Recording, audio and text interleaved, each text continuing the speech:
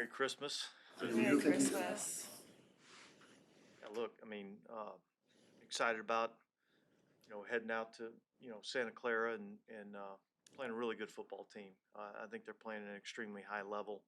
You watch the game on Monday night, and they really had the run game going. They had the passing game going. I think, in all facets of their game, they're operating on a high level. So, be a huge challenge for us, and yet one we're looking forward to. Dennis, I know we're 4 days removed from it, but what was the experience of Saturday night like for you, just watching that whole thing unfold in the late stages? Yeah, look, I mean,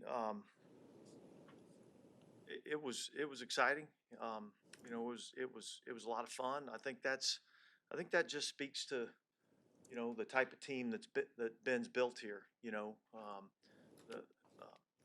so much of this game is mental. Um, and I think our guys are a gritty, tough group that not only is physically tough but mentally tough. And they're really not fazed by anything that happens in a game. And I think um, we always feel like regardless of where we're at, regardless of what the situation, that we got a chance. And there was a lot of things that had to happen in that game.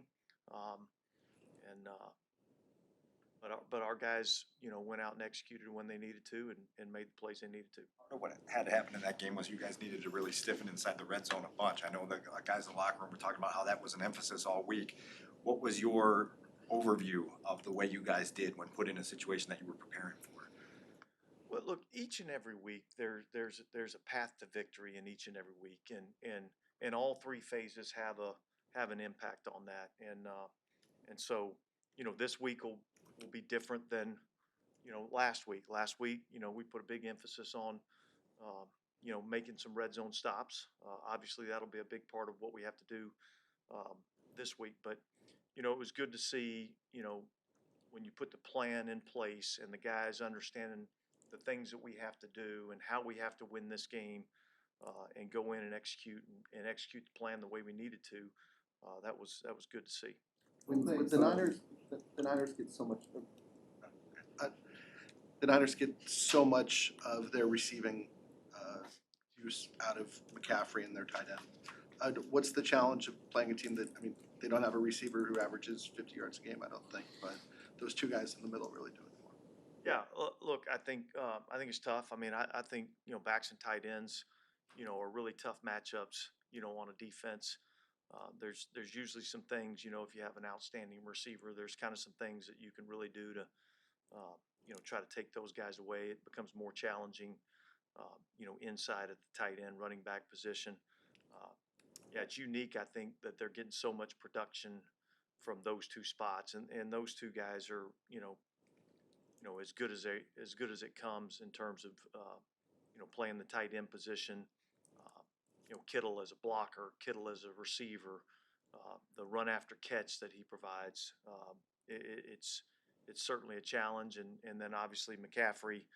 I've seen him a lot over the course of my career, being in the same division with him in Carolina and that type of stuff. So I know exactly what type of challenge he presents. So, and look, the quarterback does a really good job of executing the offense, distributing the football. That's really what he does an outstanding job of. And I don't think they do anything where they say we're going to throw it to this guy, on this particular play. I think he does a great job of getting through his progressions, and he throws it to the open guy. And they've got a lot of guys. They distribute the ball really well. Is that harder to prepare for a point when you're going up against a point guard versus somebody that is going to try and feed their number one receiver? Yeah, look, I mean, I think Kyle and his staff do a great job of scheming the offense. I think they do a great job of understanding the defense. They do a really good job of identifying the rules of the defense and how defenses are going to adjust, and then trying to attack in those ways. And so he's always been really tough and a challenge to have to deal with. Is there something in particular that they do that makes them so good on both third down and in red zone? Well, yeah, I mean, number one is they do a really good job of executing on first and second down. They do a great job of kind of staying ahead of the chains. I think that helps them in terms of their ability to execute on third down. And then, like I said, they do a great job of getting to spots.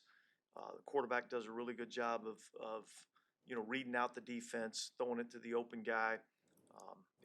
Yeah, it's tough to deal with. Their ability to run the football down there in the red area, I think, helps them out a lot. So um, it's a good football team. It's a really good offense, and they're extremely well coached. They you how do you know when a team is really well coached? You just watch the speed at which they operate, the speed at which they operate up front, in the running game, and how they get to their landmarks and how they get to their spots, and how all the offensive linemen are working in unison in terms of how they run their routes. Like, you know, each player will run a certain route, um, and no matter who the player is, it looks the same. And so that to me is the detail in the coaching, and I think that's what makes it really tough to defend because a lot of teams do the same. They have the same plays, okay, but how they execute those plays sometimes looks different. And I think San Francisco, they've done it for a long time, and they execute at a really high level. That's what was most notable to you about Deshaun's latest contribution to the takeaway basket. Yeah, I think it's just what he does.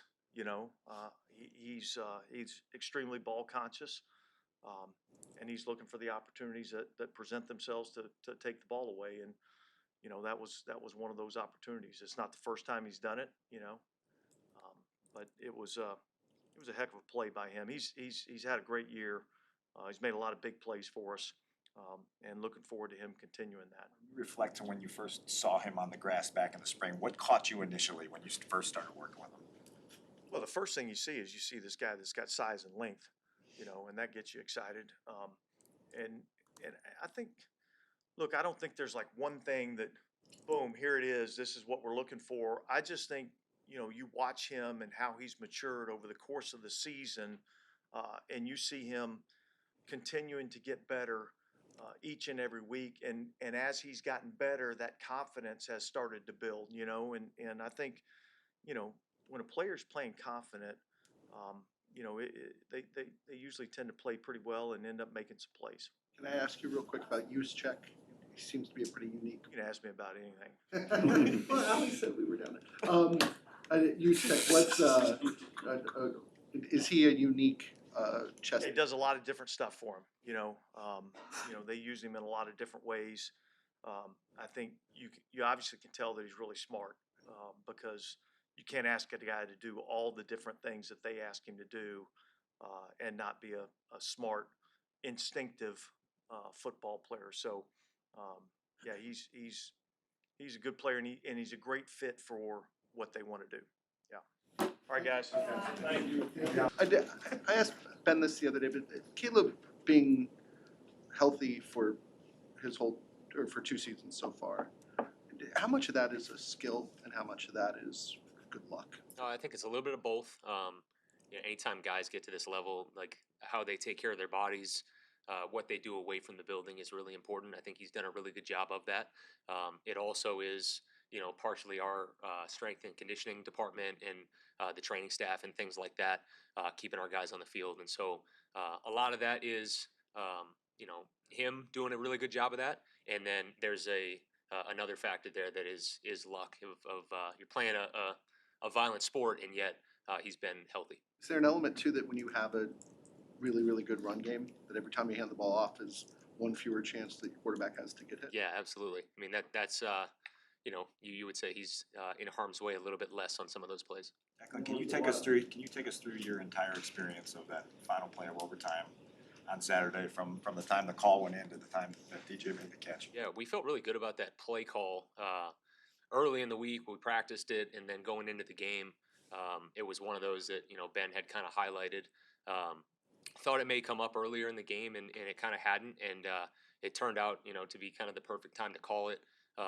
We really felt like in heavy defense we were going to be able to kind of tie down their backside safety and be able to take a shot over the top.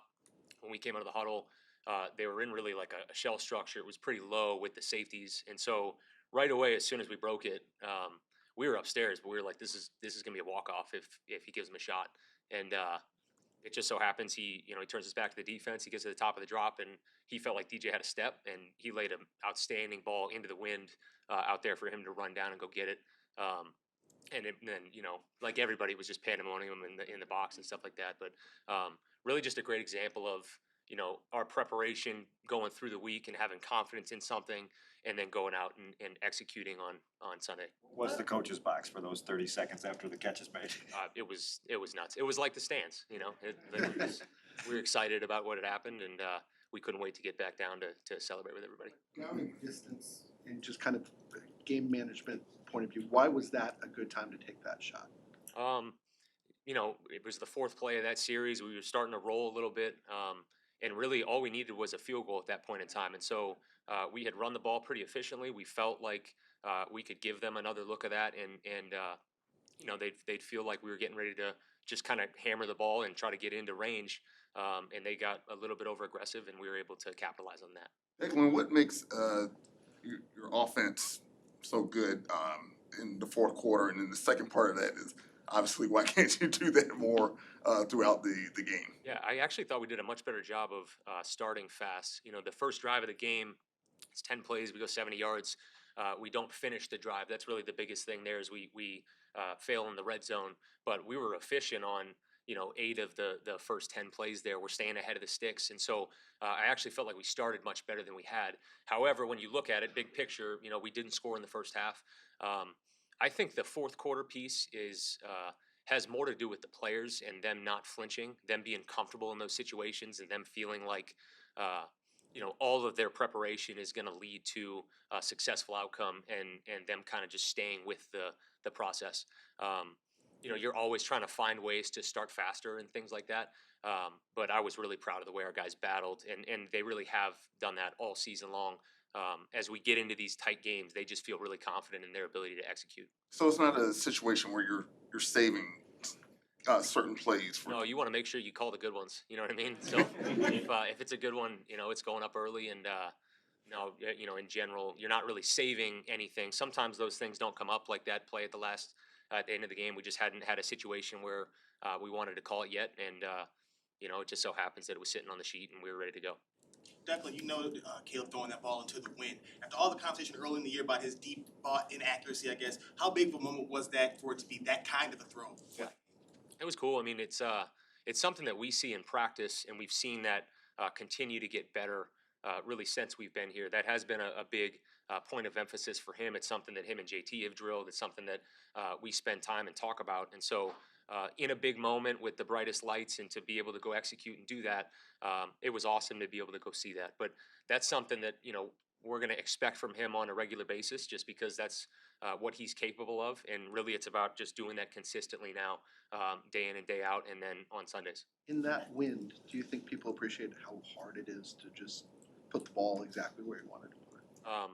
No, I don't think so, because you really can't see it on TV. You can't see it from the general public.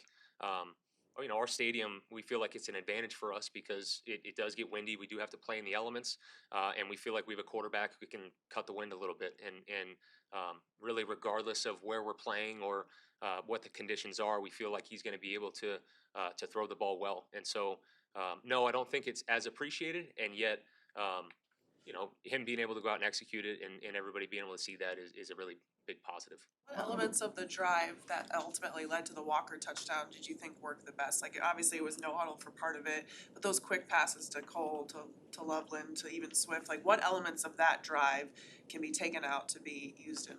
Yeah, so that was really an end of game scenario where we're trying to drive down, and the clock has become really a more important factor than the yardage in some cases. And we're throwing the ball outside and trying to get the ball out of bounds to make sure we're keeping our timeouts and things like that. Really, if you look at our end of half and end of game, we hadn't been as good leading up to last week, and that was something that was really a point of emphasis of when we go fast and we want to run these on the ball plays. We want to make sure that we're not speeding up the process. We're not Our eyes are in the correct places. We're still, working at our depth and we're detailed in the route. And I feel like that's what showed up really at the end of the game more than anything was just the route detail and our guys being where they were supposed to be in rhythm with the cue. Declan, Two more, please. by all accounts, Ben didn't ease into his relationship with Caleb, so much so to the point that Caleb suggested that there were points where he didn't know if Ben liked him. Why has it worked between the two of them, in your eyes? Yeah, I think the amount of time they spend together, the relationship that they've built, that's the most important thing. You need the play caller and the quarterback to be in sync, be able to think the same way. I think both of them have been very open to learning how each other, kind of operate, and that takes time. There's no shortcut to that. There's nothing fake about that. That's them being in a room and talking through football, and part of it is Caleb being wide open to being trained to think like Ben thinks, and part of that is Ben figuring out how do I communicate to the quarterback in the best way for him to understand. And I think that's in any coach-player relationship. It's the same thing. You're trying to figure out how does this guy learn best, and then how can I put him in positions to go out and have success. And I think that's the biggest thing is they've spent a bunch of time together, and you're starting to see that. Declan, do you consider like how much DJ has had to fight through injuries this season when you're putting the game plan together, or are you just leaning on him so much in the passing and some in the run because of the circumstances? I think with each player, you start to understand, reliability and durability. Obviously, with DJ having to fight through stuff, but really, as you're looking at each game plan, we're really trying to find ways to let all of our guys be able to show their skill sets off. It's not necessarily like we're trying to feed one player. It just so happens that sometimes a guy's number gets called a little bit more in a game. But we've talked about that before. There are plays in every game that we're trying to get DJ the ball, or Luther, or our tight ends, or the backs, or whoever it may be. But I think DJ's done a great job of being dependable and just being consistent down in and down out. Awesome. Thanks, guys. Thanks, guys. All right. Morning. How's everyone? Good, how are you? Doing great. Happy holidays to you all. Obviously, it's that time of year where everyone's grateful to be in the position they're in, family, friends, all of that good stuff. So want to acknowledge that. And also appreciate you all being here on Christmas Eve. So I know it's not easy to do, so appreciate y'all being here as well. And you all can go ahead and fire away with any questions you have. Iro gets Player of the Week award. He talked after the game about how difficult the conditions were. How did you see him navigate that through the course of the game? Yeah, I mean, that's definitely well deserving of that award this week. So happy for him. Obviously, the whole field goal team has a part in that, and they were fired up about that today. So, it starts with the snap with Scott Daly doing an unbelievable job. His snaps were so on point last week, and that's what you got to have, 12 o'clock laces in that type of weather. He did that. Torrey did an excellent job holding. The field goal protection team was phenomenal, which we'll need again this week because San Fran is good. And then Cairo navigating the wind, like you said, it was just unbelievable. The gusty conditions out there, you guys saw all of the paper cups and all of the things flying and floating all over the field. And for him to just have the mental fortitude to stay focused and play the conditions is what we talk about doing, not trying to beat the conditions, not being upset about the conditions, but play the conditions. And I thought he did an excellent job of that and struck the ball really well. And it helped us. It helped us a ton. By his own admission, this has been a season that's been bumpier than many for him. You've known him for a long time. How do you describe just the way that he handles everything that comes his way? Yeah, and like you said, it's been bumpier for him than most because he's so darn good. You're used to him being around 93%, used to him being top 5 every year in kicking, and yet he's kicked the game winner for us in Minnesota. Factored in the Raiders game, huge, got a game ball there. Factored in, got another game ball. I think the kid has probably got 3 game balls this year. That's unbelievable. So I would say the resilience in which he's able to operate with is a reason why you see him doing it for 12 plus years and being consistent. I just, you can't undervalue that guy. You really, and no one does, but you really have to appreciate him in general, but especially what he did in those conditions. That was amazing. The onside kick, obviously you guys practice that a lot. What did you like about just every element of it, from Cairo to Hardy, just like all the things that came together. Yeah, well, first and foremost, with the onside kick, that's something that, has been practiced for hours and hours and hours. It's not like, and I know you all know this, but people some people tend to think that you can just go out there and you just kick the ball and, oh, they got it. And you know what I mean? Like, that's crazy. Cairo's done so much work uh, on the premises here, on campus here, and he's done it in the off season too, talking about all different type of kicks. And I've tried to stop him at times from kicking onside kicks so much, like, hey, it's time to go in, time to go in, and he keeps doing it. So there's so much work that's been put in from that standpoint that it's not a matter of, like, it's not an accident. Like, he put work in for it, and he hit a really good ball. And you start with him first with the kick, and then obviously the formation that those guys were in was advantageous for them. They've obviously said that, so I'm just repeating what they said. But Hardy got a phenomenal jump on that ball. If you go back and look at that play and look at how he timed that up, and he's worked on that. We've had to stop him. He's been too early. He's been too late. He's been right on time, and he did a phenomenal job. Him and Noah Sewell are the keys to that play. And that was a tough ball for that kid to catch because it took an extra bounce at the right time. So that was really tough situation for him to be in, having those guys in his face and having the ball bounce like it did. And then, Blackwell does what he does and just keeps making plays to help us win games at all times. So that's really huge play. Really happy we could help the team there, and just honored, and we just give all glory to God, like Cairo said after the game. That's how we feel. What is it about Blackwell that he just finds himself running the ball in key situations? Yeah. So first thing with Blackwell is he's an unbelievable athlete. Okay, but it goes past that. He's a very cerebral player. So he sits in the front row just like you are, right here in the meeting, and he is dialed in, taking notes. Um, Unbelievable when it comes to asking the right questions, um, and looking further past just his assignment, knowing what all other 10 guys are doing around him. And he's been playing at a all pro level, slash Pro Bowl, however you want to say that level, since he's been here. So I think he's just got a knack for it. Like, he is special. He's really special. As a ricochet player with Blackwell, like how do you practice timing up when every single rep's gonna be different? So how does he then put himself in that position to make that play ultimately on Saturday night? Yeah, I mean, we have a technique that we use, and kind of like um, a scheme in which we teach. I won't get all the way into it, but in which we teach the angles. But that kid has worked on that. I mean, he's worked on that like you guys wake up and brush your teeth in the morning. You know what I mean? So I'm just glad it played out for them. I'm glad it played out for them and it helped our football team.